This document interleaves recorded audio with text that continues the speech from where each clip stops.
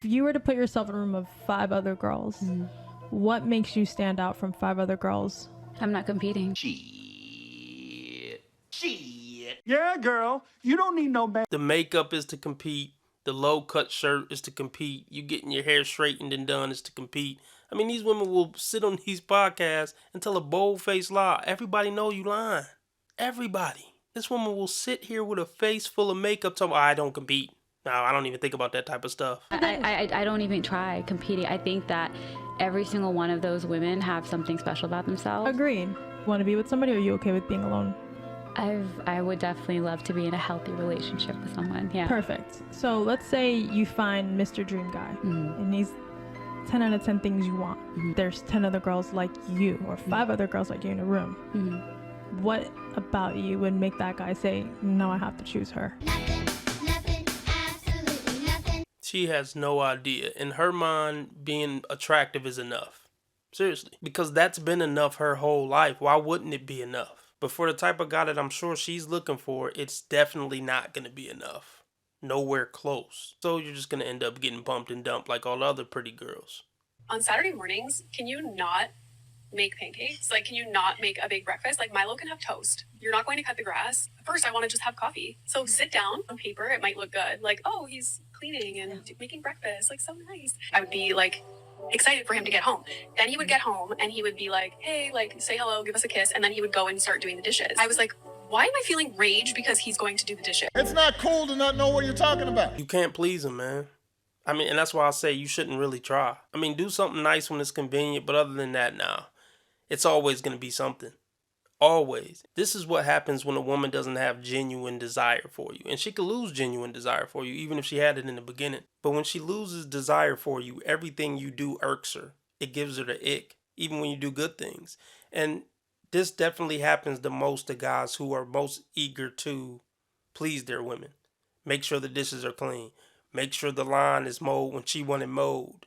You know, etc., etc. Rubbing her feet, doing anything she wants. She's going to lose attraction. You got to keep the mystery there. Tell her no sometimes just for the sake of telling her no.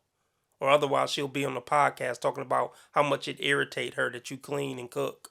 Women are going to complain no matter what. If he wasn't doing any of that, he's so lazy, he never helps around the house. When you help around the house too much, he doesn't give me anything to do. This is how this dude's week is going so far. Comes home from a long day of work, goes to do some dishes. Can you not? Wakes up on his day off, goes to make some pancakes. Can you not? This is the definition of can a guy do anything right? I mean, this is exactly why guys stop trying, because they enter these damned if they do, damned if they don't situations. I mean, it's like, don't rely on me for a list, take initiative, and then wait, don't do anything without running it by me first. And if you see the stitches to this video, everyone's talking about the guys can't do anything right aspect of this, but I actually wanted to womansplain a little bit on the real issue going on here. The whole root of this issue is that she wants his attention. This isn't about pancakes. This isn't about mowing the lawn. This is a continuous buildup of resentment for what she perceives as a lack of intimacy on his part. This guy probably fed into it. Like, sorry, babe, I thought I was doing a good thing. Don't feed into it. If you want to wake up and make pancakes, make some flapjacks. And if she got a problem with it, tell her to go F herself. And then just start ignoring her.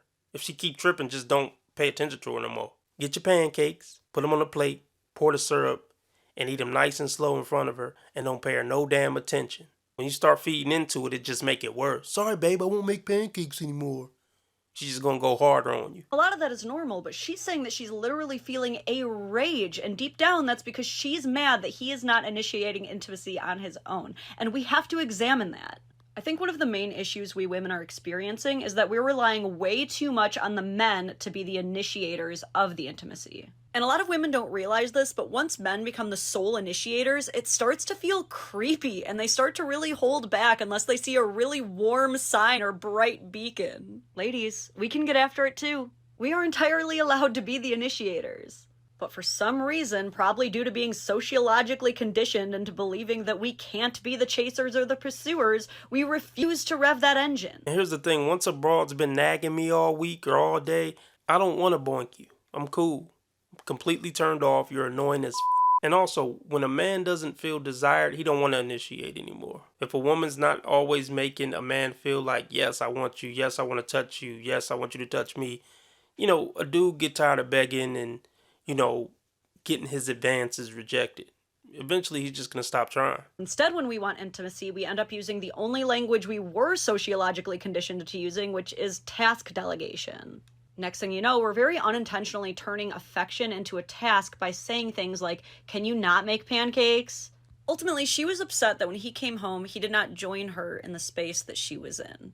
So go join him in the space that he's in. If he goes into the kitchen to do dishes, just go in there and have coffee and chat with him while he's doing it. He would love that. Just like men are currently socially reconditioning themselves to be more present in parenthood or more emotionally vulnerable, we have to start socially conditioning ourselves to pursue a little bit more and to initiate a little. No, that's not how the male and female dynamic work. Fellas, don't be more emotionally vulnerable. She's gonna cheat on you. She's gonna lose respect for you. Oh, and everyone's saying he can't mow the lawn because then she'll have to watch the child. Here's my husband with both his son and our daughter mowing the lawn just fine. Life hack. Men love when you simply exist around them. Let's run it back. I'm gonna give this woman some credit. Did she actually marry and have kids with the average Joe man? Yes, she did. God bless this woman. Maybe she's not just a grifter. Shout out to this dude. He's as average as it comes as far as the outside look, and women are all about the outside look. I'm not saying he's average overall. He may be an incredible man, but we just talking about the shallow side of things, which is how women operate on the shallow side of things. Okay, my question is, did she marry him before the wall or after the wall? You know what? I'm going to give her the benefit of the doubt. This DNA agency owner just shared that he tested a married couple with 3 kids, and all 3 kids were not the husbands. This isn't your baby daddy. This isn't your boyfriend. This is your husband. 3 children. Man, women don't care about that husband stuff. They really don't. They just want the security. They want the special days so they can show off for their friends. They don't care about that title. Women don't care about contracts. It's all about how they feel at the moment. She wasn't happy, so she had to have 3 kids by dudes outside of her marriage. She figured, I got this sucker that's married to me. He'll take care of him. Fellas, DNA tests everything. I don't care if the kid come out looking just like you, get the test anyway. And now they got it where you could do it on the low. Nobody got to know. And this isn't gossip. This is the man who actually took the test. See, this is why I'm not jealous of anybody's relationship. Oh, you're married? That's great. How's that going? And how did this happen? And what made you want to get the DNA test? Okay, she hating. I mean, this is a messed up situation, but she ain't never going to be with nobody. She loves stories like this so she can justify why she's never going to get married. But the real reason is because she's probably terrible. Terrible to be in a relationship with. And just can't find a man because nobody want her. Yeah, see stuff like this, I'm glad I ain't married. I'm glad I don't got a man. I can do bad by myself. Yeah, okay, lady. Were you looking at all 3 and you're like, who has my nose? Nobody? And how does Dracula count? 1, 2. I can't do it. 3. I mean, how long was this going on for? Tell me these are small children, like 2, 3, 4. Because if these are teenagers, traumatized. Oh, this is kind of sad. No, this is really sad. No, it's not sad to you. You love every moment of it. Women love this type of drama. It drives them. It really does. It's their gasoline to keep the cycle of hatred, bitterness, drama, and bullshit alive. Do you divorce the wife and the kids that weren't yours, but they are yours, depending on how old they are? They've been calling you father. And is the other person, is it 3 other different fathers, or is it just one other man who had all of your children that aren't your children? Ooh, relationships are stressful. Yeah, I would rather it be 3 different dudes. Let me know what you think in the comment section. Would you rather it be 3 different dudes or 1 dude? He shouldn't say that about a woman. Why can't you say women are wrong when they're wrong? You want to be making moves on the street, have no attachments, allow nothing to be in your life that you cannot walk out on in 30 seconds flat if you spot the heat around the corner. Am I the most attractive girl in the world? No. But do I have a great personality? Also no. But do I wake up every morning and try and be the best person I can be? No.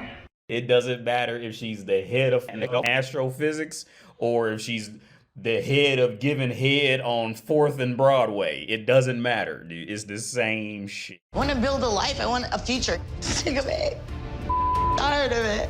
We're saying no to coffee dates. We're saying no to buffer dates. We're saying no to walks in the park. How much money does a guy need to date you? About like 100K. 100,000. At least 100K a month. 200,000 a month. Probably well over 400K. 500 grand at the least on the figures. Like $1 million, 2 million. 6 foot minimum. At least 6 foot. Something to be under 6 foot. What height is too short for a guy? Anything under 6 foot. Okay, first of all, I didn't miss the red flags. I looked at them and thought, damn, that's sexy.